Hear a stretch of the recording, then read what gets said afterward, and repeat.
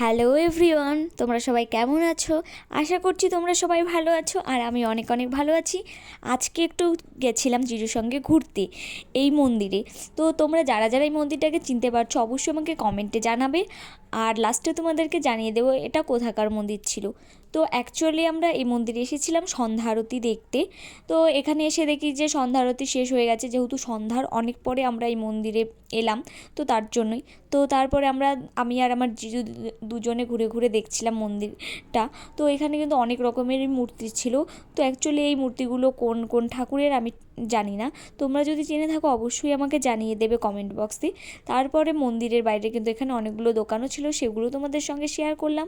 তারপর কিন্তু আমরা মন্দির থেকে বেরিয়ে গেছি বাড়ি যাওয়ার উদ্দেশ্যে। রাস্তায় তারপরে একটু স্যুপ আর একটু এগরোল খেয়ে নিলাম দুজনে। তো এগরোল খেয়ে বাড়ির দিকে রওনা দিলাম। তো আর হ্যাঁ, এই মন্দিরটা ছিল শিলিগুড়ি ইস্কন মন্দির।